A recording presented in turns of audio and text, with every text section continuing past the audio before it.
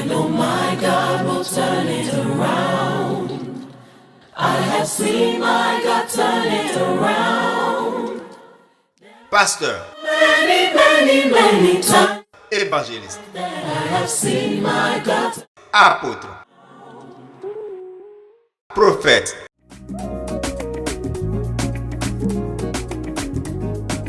homme de Dieu de toute dénomination, responsable et leader religieux. L'ennemi et ses disciples utilisent énormément de nos jours les médias tels que la télévision pour corrompre le monde de Dieu et conduire le peuple de Dieu à la perdition. Dans l'optique de promouvoir la bonne nouvelle de Dieu à travers les médias, l'ONG Christ pour l'humanité met à votre disposition une nouvelle chaîne de télévision chrétienne, Shalom Bene TV. Shalom Bene TV, une télévision 100% chrétienne dédiée à la propagation de la bonne nouvelle du Christ et le réveil spirituel du peuple de Dieu. Notre objectif est de soutenir toutes les dénominations chrétiennes à partager leur message, quelle que soit leur position géographique. Contact plus 229 68 08 88 89 57 64 40 87. Shalom Bene TV, le média du réveil spirituel.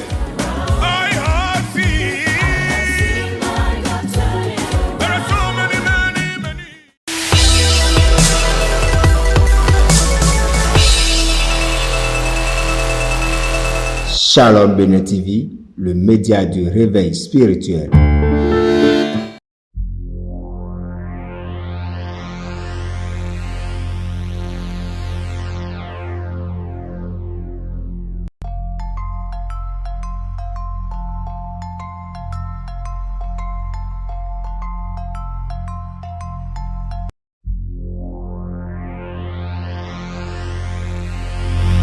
Chers téléspectateurs, bonjour. Nous sommes sur un sujet intitulé « Au sommet du destin ». Nous avons commencé par le livre de Samuel, de 1 Samuel chapitre 2, le verset 30, où la parole de Dieu a dit « C'est pourquoi voici ce que dit l'Éternel, le Dieu d'Israël.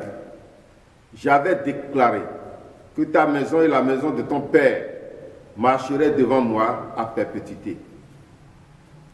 Et maintenant, dit l'Éternel, loin de moi, car j'honorerai celui qui m'honore, mais ceux qui me méprisent seront méprisés. »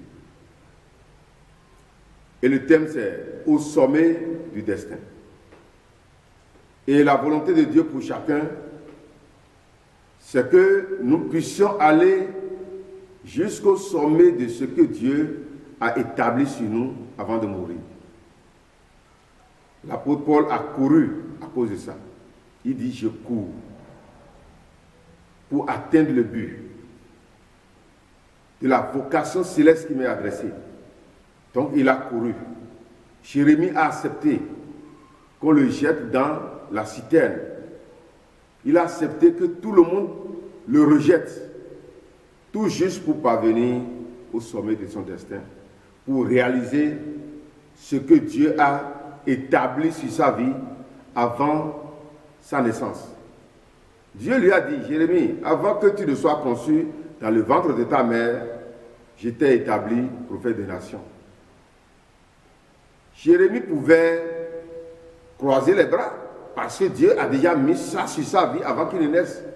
Même s'il dort, ça va se réaliser. Et ça, c'est pas vrai. C'est l'erreur que beaucoup commettent ça. Beaucoup disent, si Dieu a établi quelque chose sur moi, même si je dors, ça va s'accomplir. Mais ça, c'est pas vrai. Ici, la famille d'Élie avait reçu quelque chose dans leur destin pour être sacrificateur à perpétuité.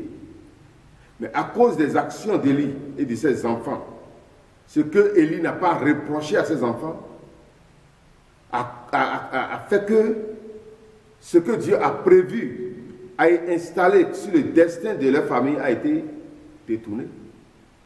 Dieu lui-même l'a dit, moi-même Dieu, j'avais dit que toi et la famille de ton père allaient être sacrificateurs à perpétuité. Mais parce que tu ne m'as pas honoré, parce que tu as aimé tes enfants plus que moi-même Dieu qui avait dit, qui avait établi sur toi que tu seras sacrificateur à perpétuité, c'est moi-même encore qui ai dit que c'est fini. Et beaucoup disent, si Dieu dit oui, ça ne pourrait plus être non. Oui, mais dans des situations, Dieu peut dire oui et encore dire non. Lorsque celui sur qui il a mis une promesse n'est plus dans sa volonté, Dieu peut changer encore sa vision sur la vie de la personne là.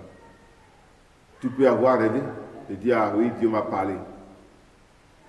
J'ai eu la vision, Dieu m'a révélé telle chose. C'est bon. Mais la situation dans laquelle, la condition dans laquelle tu étais avant, et cette situation a amené Dieu à mettre cette prophétie sur ta vie. Si tu changes, Dieu aussi va changer. Dieu accompagne l'homme dans ce qu'il vit. Si tu es mauvais, Dieu sera mauvais pour toi. Si tu es bon, il sera bon pour toi. Si tu changes, Dieu aussi va changer. Seulement que, avant de t'envoyer dans ce monde, il a établi certaines choses sur ta vie. Et c'est toi-même qui vas faire accomplir ça sur ta vie. Ne condamne plus Dieu pour dire, ah non, je suis ceci, je suis cela, parce que Dieu a voulu que ça soit ici pour moi. Non, non, non. Dieu n'a pas envoyé quelqu'un dans ce monde pour souffrir. Non, il a mis de bonnes choses sur le destin de tout le monde. Il dit à Jérémie, je connais les projets que j'ai formés sur vous, projets de paix et non de malheur.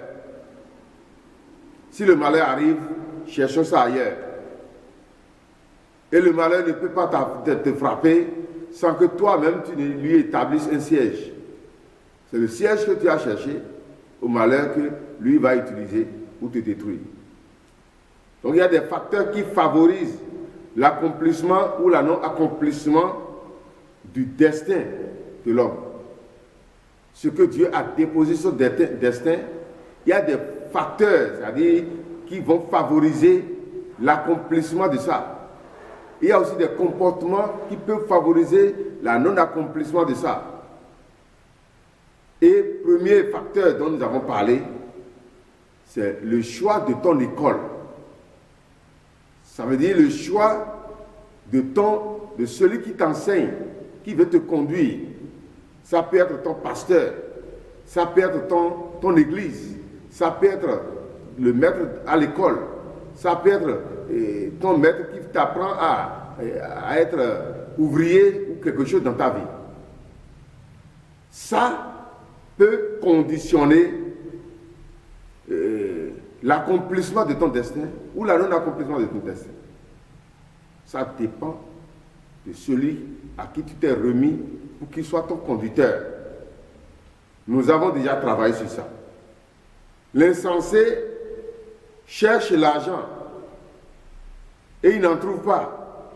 Mais celui qui accomplit son destin, lui cherche les idées par lesquelles il va réussir. Ce n'est pas l'argent qui est le problème.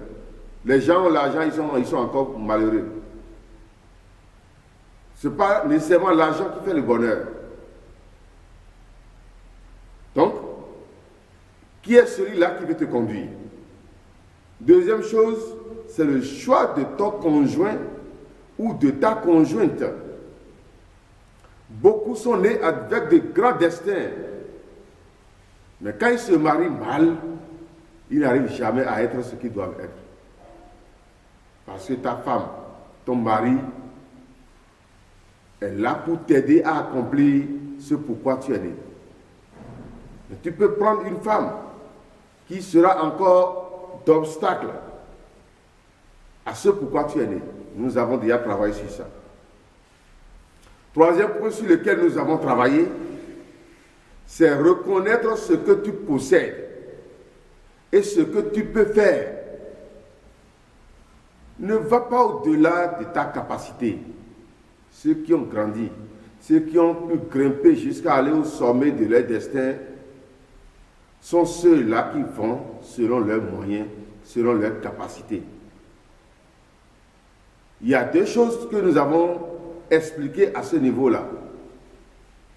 La première chose, c'est que ce que tu ne possèdes pas, la capacité que tu n'as pas, le talent que tu n'as pas, il ne faut pas chercher à l'utiliser. Et deuxième chose, c'est de reconnaître aussi ce qu'on a. Il y a des choses que tu as déjà et que tu peux minimiser. Des talents que Dieu t'a donnés et que tu peux minimiser. Ne pas comprendre que ça peut t'aider à faire quelque chose. Alors que d'autres cherchent moins que ça pour remplir leur destin. La santé que tu as, par exemple, d'autres sont en train de chercher la santé aujourd'hui. Et si Dieu peut leur donner cette santé que toi tu as, même si non personne, ils vont se débrouiller dans la vie. Celui qui est né d'un parent riche, avec celui qui est né d'un parent pauvre, ils n'ont pas reçu le même talent. Mais ça ne veut pas dire que les deux ne peuvent pas atteindre le même niveau. Celui qui a reçu le grand talent, c'est-à-dire il est né d'un parent riche par exemple, lui n'est pas aussi appelé à croiser les bras. S'il croise les bras, il va échouer son destin. Et celui qui a reçu un seul talent peut aussi travailler, multiplier ça pour devenir grand et remplir son destin aussi. Donc personne ne peut calomnier ou soit... personne ne peut dire que Dieu a mal fait. Dieu sait ce qu'il a fait. Pour chacun de nous, il a mis quelque chose en nous que nous pouvons multiplier, que nous pouvons développer. Et ça peut devenir beaucoup. Si quelqu'un reconnaît ce qu'il a et il valorise ça, il finit par remplir son destin. Mais si quelqu'un ne reconnaît pas ce que Dieu lui a donné, ce qu'il a pour valoriser ça, il va finir par perdre ça. Donc, tu dois connaître ce que tu as. La femme, la veuve de Sarepta, elle est de très loin. Sarepta est très loin d'Israël. Mais elle a reconnu la valeur de Élie. Alors qu'il y avait des veuves en Israël, beaucoup de veuves en Israël, qui étaient auprès d'Élie, qui ne reconnaissaient pas le don que Dieu leur a donné. Et la Bible dit qu'il y avait beaucoup de lépreux en Israël au temps d'Élisée. Pourquoi ces lépreux-là n'étaient pas guéris? Dieu leur a donné des opportunités que eux-mêmes n'ont pas compris. C'est là le problème, ça. Et ça agit sur beaucoup de personnes aujourd'hui. Ils ont des opportunités. Moi, je vois des gens souffrir. Je dis, ils sont bien. Ce que Dieu leur a donné suffit déjà. Il suffit seulement qu'ils reçoivent une lumière sur ce qu'on leur a donné pour devenir des hommes, des grands hommes sur la terre. Mais ils n'ont pas compris. Quatrième point, c'est éviter les pièges de la religion pour suivre l'Esprit de Dieu. Ne sois pas un homme de religion, sois un homme spirituel. Écoute l'Esprit de Dieu pour ta vie. Les choses vont marcher pour toi. Tu vas remplir ton destin. Beaucoup n'écoutent pas le Saint-Esprit. Beaucoup de chrétiens n'ont pas le temps pour jeûner et prier. Ils n'ont pas le temps pour se consacrer devant Dieu et écouter la voix de Dieu. Et c'est ça le grand problème de leur vie. En 1990, j'étais encore dans le champ dans le temps-là. J'étais pasteur paysan. Et j'ai déblayé 3 hectares de champs pour faire le haricot. Mais chaque fois, avant de faire mon champ, je fais 7 jours de jeûne. Je remets mon champ entre les mains de Dieu. Donc j'ai déblayé le champ et j'ai dit, avant de commencer, il faut que je jeûne, je cherche la face de Dieu. Et j'ai jeûné effectivement. Quand j'ai fini de jeûner, et j'ai déjeuné, je suis fatigué, et j'ai dormi. J'ai vu tout le champ là, que j'ai déblayé, semé. J'ai vu le coton sur le champ. Et le coton a beaucoup donné. Tout le champ est rempli de coton.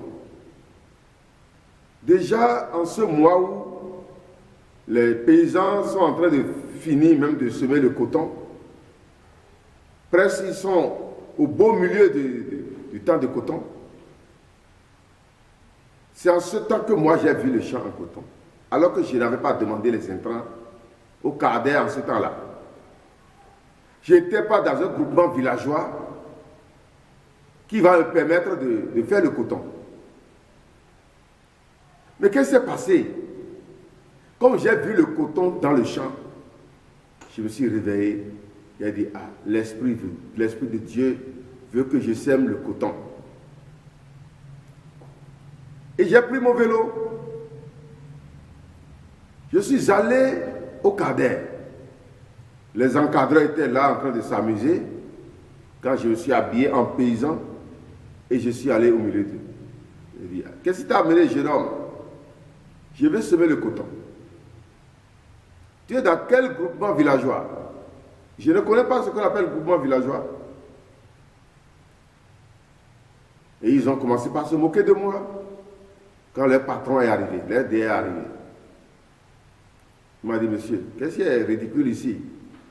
C'est ce jeune homme qui est arrivé, il dit qu'il veut faire coton, alors qu'il n'avait pas demandé les intrants. Il n'est pas dans un groupement villageois et il veut semer le coton. J'ai dit, mais c'est le coton que je vais semer. Quand on a commencé par parler, l'RDM m'a demandé, mais nous foulons des gens comme ça. Il faut voir comment ils s'expriment en français. Tu as fait jusqu'à quel niveau? J'ai dit, j'ai eu tel diplôme. Mais je suis au champ aujourd'hui. C'est les gens là qu'on cherche à aider. Nous devons l'aider. Jeune homme, va dans ton village. Il faut organiser les paysans. Et toi-même, sois le secrétaire. Et amène-nous la liste de ceux-là qui veulent faire le coton chez vous. J'ai fait la liste et je leur ai amené. Et il s'est chargé de me donner les intrants. Et j'ai semé le coton. Cette année-là, c'est le coton là qui m'a élevé. J'ai trouvé le coton plus que tout le monde dans la zone dans le temps. Et à la pesée de ce coton-là, j'ai été élu le secrétaire de tout le milieu. Et c'est ça qui m'a élevé. Donc Dieu avait sur ma vie de me lever par le coton.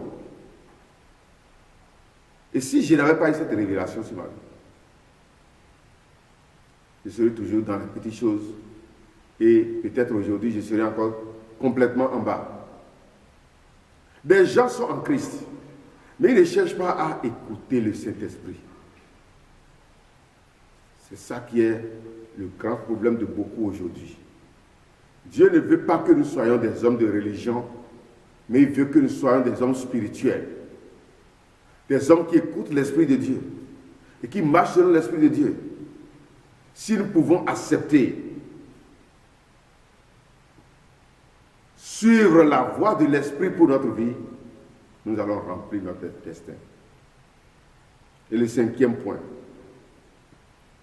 sur lequel nous sommes arrêtés, on n'a pas étudié encore sur le 5e point, c'est reconnaître que tu as besoin des autres. Tu as besoin des hommes dans ta vie. Personne ne peut évoluer seul et réussir.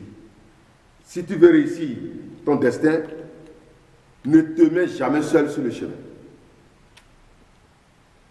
Il faut savoir que les autres doivent t'accompagner. Sinon, tu ne réussiras pas. Tu ne pourras pas réussir. il faut des gens qui vont t'aider à accomplir ton destin. Et tu dois savoir traiter les hommes qui sont autour de toi. Ils ne sont pas des chiens. Ils ne sont pas des bêtes, mais ils sont des hommes. Il faut les traiter comme des hommes. Jeune homme, il faut respecter les gens au milieu de qui tu es. Respecte-les, considère-les, honore-les. Et ils vont te considérer aussi et t'aider. Beaucoup échouent aujourd'hui parce qu'ils ont une vie égoïste. Ils ont une vie fermée. Beaucoup de jeunes filles sont à la maison parce qu'elles ne sortent pas. Tu as de bonnes qualités, c'est bon. Tu es propre, c'est bon. Mais si l'homme ne te voit pas, est-ce qu'il va te marier? Tu es dans l'église, tout le monde est en train de chanter, toi tu vas te cacher dans un coin là-bas, et après tu vas dire que personne ne s'intéresse à toi. Mais intéresse-toi aussi aux autres. De la même manière qu'ils ont besoin de toi. C'est comme ça que toi aussi, tu as besoin des autres. Si tu ne sais pas faire, les autres vont t'utiliser pour accomplir leur destin et toi tu vas échouer. Tu dois être en éveil, tu as besoin des autres. Dieu lui-même, le créateur de tout, a dit dans Ézéchiel 22, le verset 30, « Je cherche parmi eux un homme qui élève un mur et qui se tienne à la brèche devant moi en faveur du peuple, afin que je ne le détruise pas, mais je n'en trouve point. » Dieu lui-même, pour intervenir dans la vie de son peuple, a besoin des hommes. C'est pourquoi pour sauver l'homme, il a envoyé l'homme. Pourquoi il n'a pas envoyé un animal? Pourquoi Jésus n'était pas venu comme un bœuf ou comme un lion, bien qu'il ait porté le titre de l'agneau et de lion de tribu de Juda, il a été un homme. Il a paru comme un homme, la Bible dit ça. Il a participé au sang et à la chair. Donc Dieu a besoin de l'homme pour réaliser ses projets. Et si toi tu ne te disposes pas à lui, il va choisir quelqu'un d'autre pour le faire. Dieu a besoin de l'homme, mais il n'a pas dit nécessairement c'est celui-ci. S'il trouve quelqu'un qu'il veut utiliser et celui-là ne se dispose pas, il cherche encore un autre. Quand Judas a perdu sa position, il a choisi un autre à la place de Judas. Quand Saül a perdu sa position, il a choisi David à la place de Saül. Mais ce qui est sûr est que Dieu a besoin des hommes. Dans le livre de 2 Timothée, chapitre 4, le verset 11, la parole de Dieu dit, « Luc seul est avec moi. Prends Marc et amène-le avec toi, car il m'est utile pour le ministère. » L'homme a besoin de l'homme, mais l'homme n'a pas besoin de tout homme. Au début, Marc était inutile à Paul. Et c'est à cause de Marc que Paul et Barnabas se sont séparés. Parce que quand ils étaient allés à l'évangélisation, pour la première fois, Marc a découragé Paul. Parce que lorsque les choses sont devenues difficiles, lui, il a fui. Et pour la deuxième fois qu'il voulait aller au champ missionnaire, Paul a dit non, celui-là qui nous a découragés ne nous est plus utile. On va le laisser et partir. Et Barnabas, qui était son oncle, disait non, on va lui donner une deuxième chance. C'est ça qui a séparé Barnabas et Paul. Mais lorsque Paul, dans son ministère, a commencé par avoir des difficultés, et que Luc, en ce temps-là, était essentiel pour lui, c'est lui-même qui a dit encore, amenez-moi Marc. Amenez-moi Marc, parce qu'il est utile pour moi. Les hommes cherchent les hommes, mais ils cherchent les hommes qui leur seront utiles. Si quelqu'un est inutile, on ne le cherche pas. Si tu es inutile à Dieu, Dieu ne va pas te chercher. Si tu es inutile à l'homme, l'homme ne va pas te chercher. Donc tu dois tout faire. pour être utile à quelqu'un. Tu dois apprendre quelque chose. Tu dois être quelque chose que l'homme va chercher. Et en ce temps, tu seras utile. Mais ce que je t'enseigne ici, c'est que tu ne peux pas réussir seul. Pour réussir dans ton ministère, pour réussir dans ta vie, il faut associer les autres. Et avec eux, tu peux accomplir ton destin. Dans 1 Samuel, chapitre 13, le verset 14, Dieu lui-même a encore dit, « L'Éternel s'est cherché un homme selon son cœur. » L'homme cherche l'homme, Dieu cherche l'homme. Et toi, tu dis que tu ne cherches personne. Et comme ça, tu vas réussir ta vie. Ça sera très difficile pour toi. Tu vas rester en bas de ton destin ou au milieu de ton destin infinital. Pour remplir ton destin, tu as besoin des autres. Et tu dois savoir te comporter bien te comporter envers les autres pour garder toujours leur fraternité, pour garder leur amitié. Si tu vis mal, tu vas perdre les hommes et perdre aussi ton destin. Dans Jérémie 4, le verset 25, Dieu a encore dit, « Je regarde et voici que l'homme n'est plus. » Il cherche toujours l'homme. Il cherche qui je vais trouver. Si je peux trouver un, je peux le prendre, le saisir et accomplir mes désirs, ma volonté par lui. Et toi, téléspectateur, tu cherches un homme. Peux-tu te disposer à lui? Il peut te trouver et t'utiliser pour sa gloire. Si toi, tu peux te laisser à Dieu et il t'utilise pour sa gloire, il va aussi t'aider à accomplir ton destin. Il va envoyer les gens envers toi pour l'accomplissement de ton destin, pour remplir ton destin.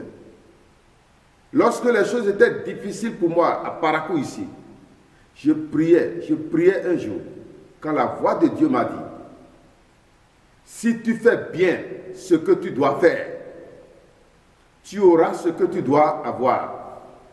Tu verras ce que tu dois voir et tu rencontreras qui tu dois rencontrer. Et j'ai fait une prière le jour-là. J'ai dit, Seigneur, devant chaque situation de ma vie, les gens que je dois rencontrer, toi-même envoie-les sur mon chemin. Et c'est ça pour moi. Je n'ai jamais un problème sans solution. Parce que celui-là que Dieu va utiliser pour moi, pour me donner solution, il envoie ça toujours. Et toi, tu veux croiser les bras, rester dans ton coin, faire le grand, le connaisseur, pour dire que tu n'as pas besoin des autres. Tu vas échouer. Tu vas échouer. Il faut chercher les autres. Je ne te dis pas de chercher tout le monde. Mais ceux-là que Dieu va disposer sur ton chemin, ils vont t'accompagner pour réaliser ton destin. Il faut prier pour que Dieu les envoie sur ton chemin. C'est ça la vie du chrétien. Jérémie 5, le verset 1. La Bible dit, « Parcourez les rues de Jérusalem. Regardez s'il s'y trouve un homme qui mette le droit en pratique, qui recherche la fidélité, et je pardonne à Jérusalem. » Donc pour pardonner à Jérusalem, Dieu cherche encore un homme. Vous voyez? Donc il a la vision. Mais sans l'homme, la vision ne pourrait pas s'accomplir. Pour sauver l'homme, il a envoyé Jésus, l'homme. Jésus-Christ, homme, est arrivé. Donc nous avons besoin de quelqu'un avec qui nous allons travailler pour aller au sommet de notre destin. Si tu ne comprends pas cette leçon, tu vas beaucoup travailler et finir mal ta vie. Dans Acte 6, le verset 1, jusqu'au verset 4. En ce temps-là, le nombre de disciples augmentait. Les hellénistes murmuraient contre les Hébreux parce que leurs veuves étaient négligées dans la distribution qui se faisait chaque jour. Les 12 convoquaient la multitude des disciples et dirent, il n'est pas convenable que nous laissions la parole de Dieu pour servir aux tables. C'est pourquoi, frères, choisissez parmi vous 7 hommes,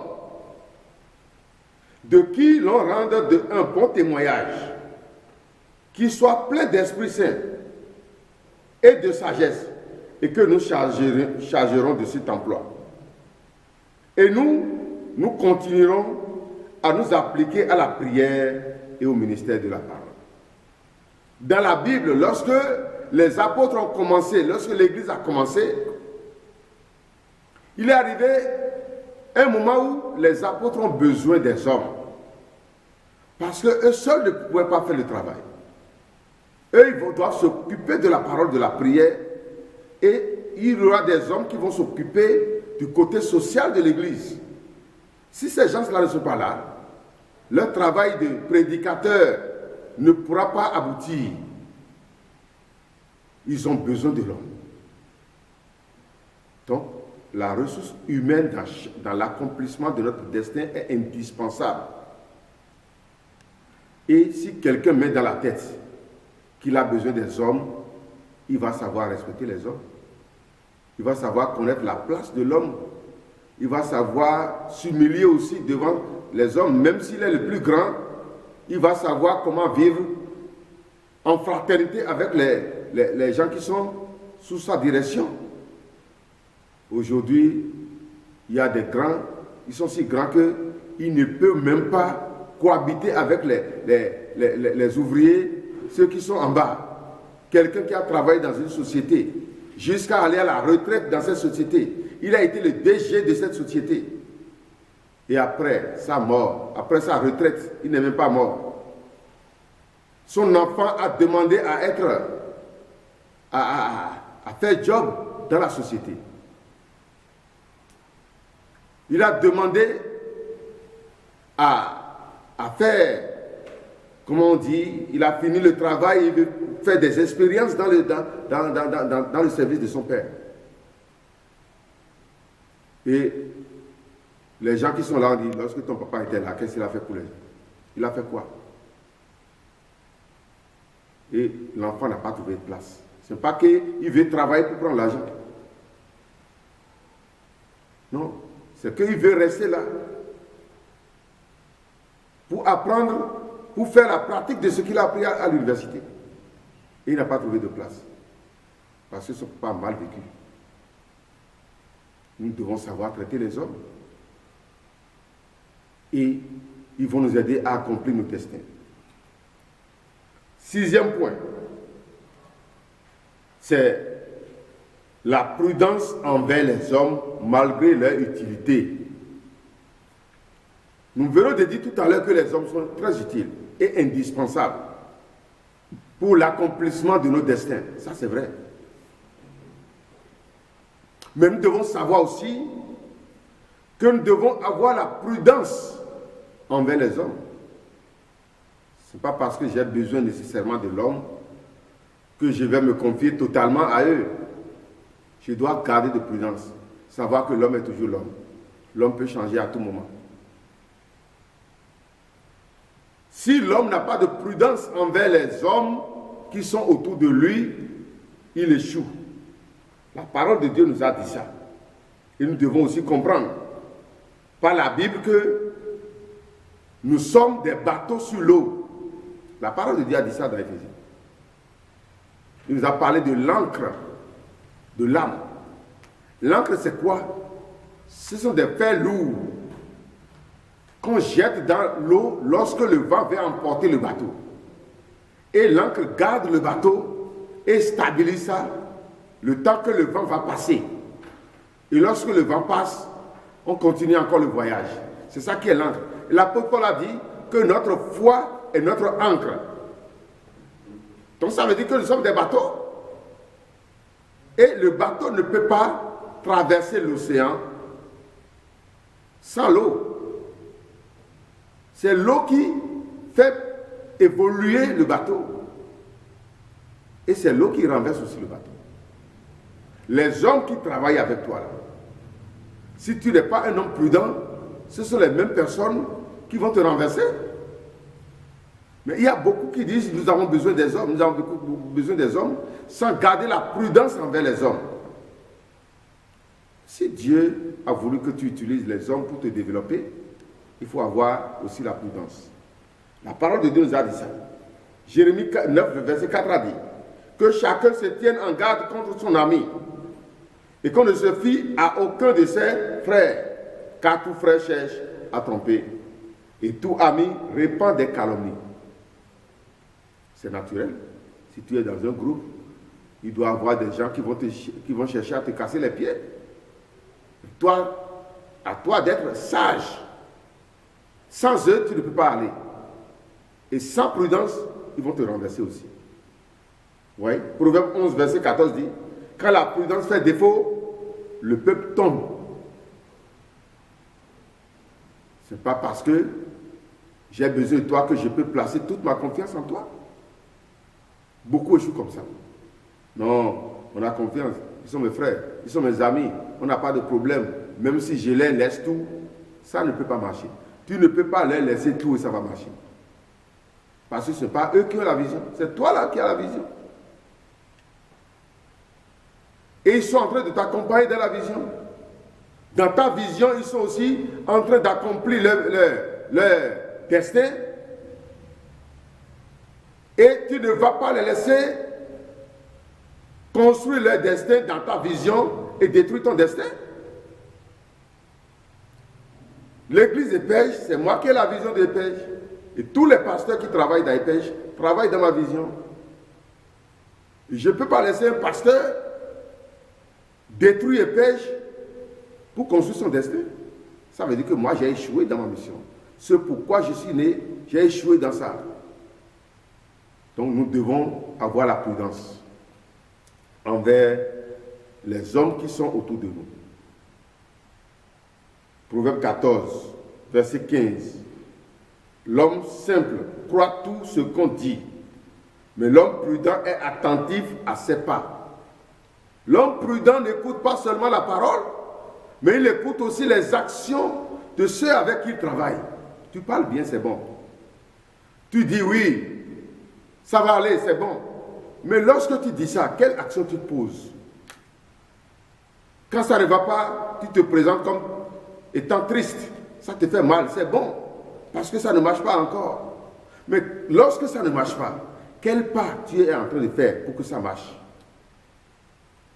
L'homme prudent ne regarde pas seulement, n'écoute pas seulement la parole des hommes qui sont autour de lui, mais il regarde aussi les actions. Tu dis que tu m'aimes.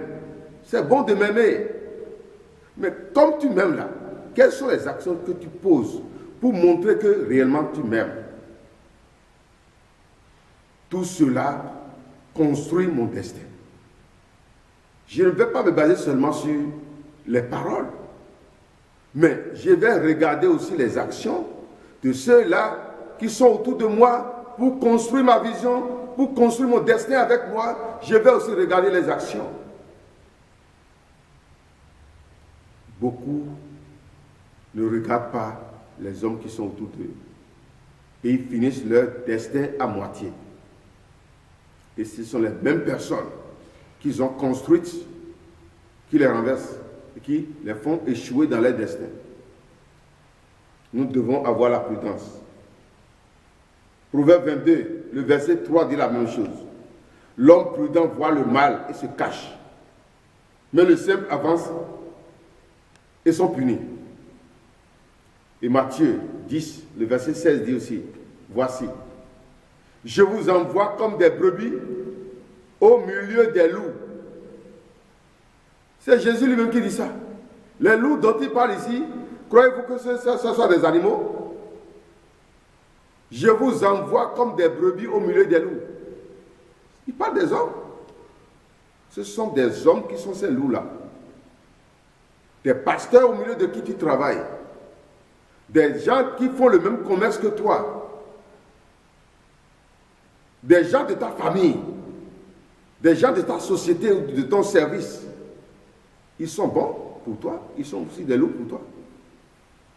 Si tu ne sais pas que tu es brebis, au milieu d'eux et qui peuvent te déchirer, tu vas finir mal.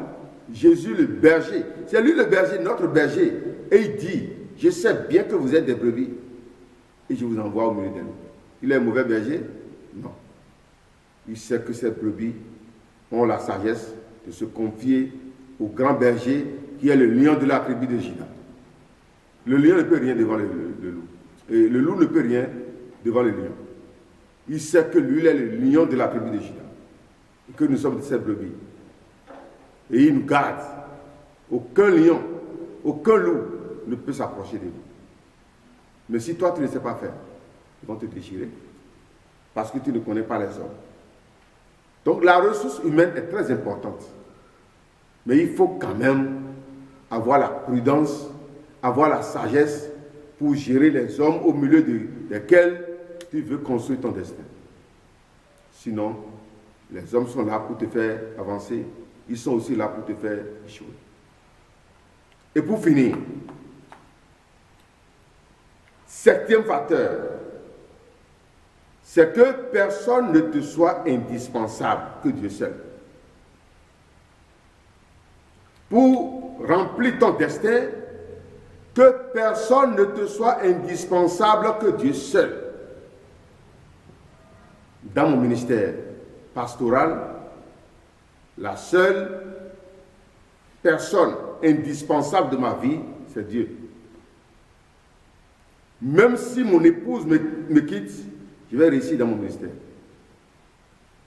Même si mon bras droit dans l'église me quitte, je vais réussir. Seulement si Dieu me quitte, je ne peux pas réussir. Donc je dois tout faire pour être correct avec Dieu. Je peux être mauvais pour tout le monde, mais je ne vais pas être mauvais pour mon Dieu. Je peux être rejeté par tout le monde, mais je dois vivre de manière à ne pas être rejeté par mon Dieu. Parce que je sais que si lui me rejette, j'échoue. Mais si l'homme me rejette, et si lui est avec moi, je réussis. Que personne ne soit indispensable pour toi que Dieu seul. Que personne ne soit le Dieu de ton destin. Et sans lui là, ça ne peut pas marcher. Je compte sur toi, hein. C'est toi seul. Hein. Sans toi là, ça ne peut pas marcher. Il n'y a pas quelqu'un de comme ça dans ma vie. Que Dieu seul. Je me mets à genoux, je me prosterne devant lui. Et je lui dis, Seigneur, sans toi, je ne peux rien. Sans toi, j'échoue. Si ta main n'est pas dedans, c'est fini pour moi. Mais à part Dieu seul, il n'y a plus un seul homme sur la terre. Et c'est à cause de lui que je vais dire, sans lui, je vais échouer. Il n'y a pas. Quelque chose s'est passé dans mon église ici. Au début de l'église où il n'y avait personne dans l'église. Il y a un jeune homme qui sait jouer tous les tam-tams. Et sans lui, il n'y a pas de joueur dans l'église, parce que l'église était très petite dans le temps. Il s'est jeté dans les femmes d'autrui dans l'église. Et comme c'est lui seul qui joue tam-tam dans l'église, il sait que je ne peux pas le déplacer. Je lui ai reproché, j'ai dit, si tu continues, je t'arrête. Il ne veut pas écouter. D'abord, on n'avait pas plus que 10 personnes dans l'église dans le temps. Et lui seul avec 2 femmes dans l'église. Donc ça veut déjà moins 3 personnes. Et je me suis dit, mais est-ce que c'est eux qui m'ont appelé au ministère? Un dimanche, je me suis levé, j'ai dit, monsieur, sors de l'église. Madame, suis là en même temps. Toi aussi, il faut la suivre en même temps. Je ne veux plus vous voir ici. Aujourd'hui, on ne va plus taper les instruments de musique, on va taper les mains pour louer le Seigneur. Le jour-là, un jeune homme était arrivé dans l'église, je ne savais pas que lui pouvait jouer. C'est la première fois qu'il a mis le pied dans l'église. Et le temps où les autres sont sortis, et nous avons commencé par louer le Seigneur avec les mains seulement, le jeune homme s'est levé calmement, et il a commencé par jouer. Et il a joué même plus que celui qui est parti. Personne n'est indispensable à Dieu. C'est Dieu qui est indispensable à tout le monde. Et pour l'accomplissement de mon destin, je n'ai pas besoin nécessairement de quelqu'un. j'ai besoin de l'homme, mais pas nécessairement de telle personne. Dieu peut disposer celui que lui veut pour m'aider à accomplir mon destin. Je n'ai pas besoin de quelqu'un nécessairement, mais j'ai besoin de l'homme. L'homme que Dieu lui-même connaît. Celui que lui peut placer sur mon chemin. Et ensemble, nous allons nous aider à remplir réciproquement le destin. Chers téléspectateurs, je vais m'arrêter à ce niveau. Et que le Seigneur te bénisse et qu'il envoie des hommes qu'il faut sur ton chemin pour l'accomplissement de ton destin au nom du Seigneur Jésus-Christ. Amen.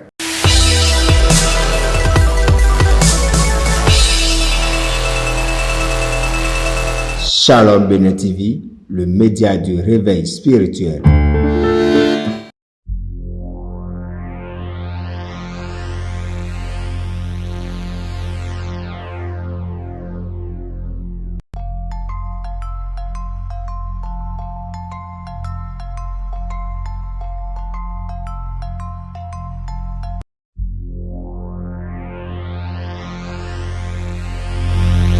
I know my God will turn it around. I have seen my God turn it around. Pasteur, Many times évangéliste, I have seen my God. apôtre, prophète,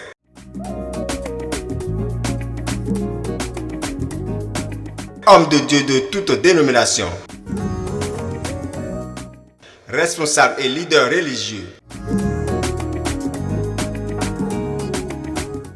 L'ennemi et ses disciples utilisent énormément de nos jours les médias tels que la télévision pour corrompre le monde de Dieu et conduire le peuple de Dieu à la perdition. Dans l'optique de promouvoir la bonne nouvelle de Dieu à travers les médias, l'ONG Christ pour l'humanité met à votre disposition une nouvelle chaîne de télévision chrétienne, Shalom Bénin TV. Shalom Bénin TV, une télévision 100% chrétienne dédiée à la propagation de la bonne nouvelle du Christ et le réveil spirituel du peuple de Dieu. Notre objectif est de soutenir toutes les dénominations chrétiennes à partager leur message, quelle que soit leur position géographique. Contact plus 229 68 08 88 89 57 64 40 87. Shalom Bénin TV, le média du réveil spirituel.